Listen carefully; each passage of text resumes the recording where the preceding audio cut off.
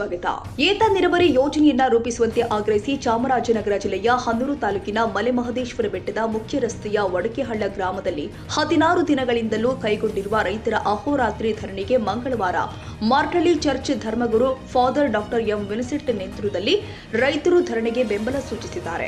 ಬೇಡಿಕೆ ಈಡೇರದ ಹಿನ್ನೆಲೆ ಗ್ರಾಮದಲ್ಲಿ ನೆರೆದಿದ್ದ ರೈತರು ಸರ್ಕಾರ ಹಾಗೂ ಅಧಿಕಾರಿಗಳ ವಿರುದ್ಧ ಘೋಷಣೆ ಕೂಗಿ ಆಕ್ರೋಶ ವ್ಯಕ್ತಪಡಿಸಿದ್ದಾರೆ.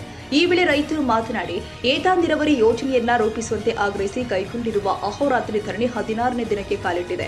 ಆದರೆ ಜನಪ್ರತಿನಿಧಿಗಳು ಹಾಗೂ ಅಧಿಕಾರಿಗಳು ಬೇಡಿಕೆ ಈಡೇರಿಸದ ಹಿನ್ನೆಲೆ ವಿವಿಧ ಸಂಘಟನೆಗಳು, ಮಹಿಳಾ ಒಕ್ಕೂಟ ಹಾಗೂ ಚರ್ಚಿನ ಧರ್ಮಗುರುಗಳು ಕೂಡ ಧರಣಿಯಲ್ಲಿ ಭಾಗಿಯಾಗಿ ಬೆಂಬಲ ಕೊಡ್ತಾ ಇದ್ದಾರೆ. ಧರಣಿ ಮುಂದುವರಿತಾ ಇದ್ರೂ ಕೂಡ ಸರ್ಕಾರ ಈ ಬಗ್ಗೆ ಕ್ರಮ ಕೈಗೊಳ್ಳದಿರುವುದು ನಿಜಕ್ಕೂ ಬೇಸರದ ಸಂಗತಿ.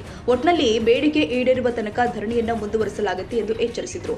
ಈ ಸಂದರ್ಭದಲ್ಲಿ ಮಾರ್ಟಳ್ಳಿ ಚರ್ಚ್ ಧರ್ಮಗುರು father doctor M Vincent, father Prakash, father Santhi ಹಾಗೂ ಮಾರ್ಟಳ್ಳಿ ಕಾನ್ವೆಂಟಿನ ಕನ್ಯಾಸ್ತ್ರೀಯರು, ಮಾಜಿ ಸೈನಿಕ ಜೋಸೆಫ್, ನಿವೃತ್ತ ಶಿಕ್ಷಕ ಆಲ್ಬರ್ಟ್, ರೈತ ಸಂಘದ ಗ್ರಾಮ ಘಟಕದ ಅಧ್ಯಕ್ಷ ಅಫ್ರುದ್ ರಾಜ್, ಕಾರ್ಯದರ್ಶಿ ಲೋತ್ರ ಸ್ವಾಮಿ ಸೇರಿ ಮತ್ತಿತರರು ಹಾಜರಿದ್ದರು.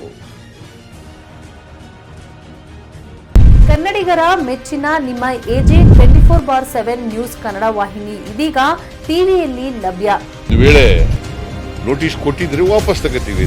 ಇವತ್ತು ವಕ್ಫ್ ಪ್ರಾಪರ್ಟಿ ಅಂತೇಳಿ ಬರ್ತದೆ ಅಂತ ಹೇಳಿದ್ರೆ ರೈತರು ಬೀದಿಗೆ ಬಂದ್ರೆ ಏನ್ ಮಾಡ್ಬೇಕಾಗತ್ತೆ? ಯಾರು ವೋಟ್ ಹಾಕಲಿಲ್ಲ ಅಂದ್ರೆ ಗ್ಯಾರಂಟಿನೆಲ್ಲ ಸ್ಟಾಪ್ ಮಾಡ್ಬಿಡ್ತೀವಿ.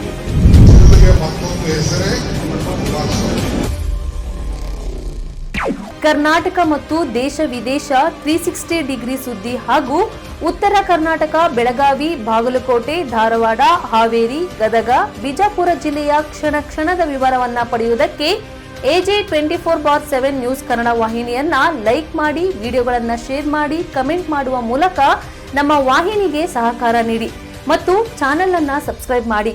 ಧನ್ಯವಾದಗಳು.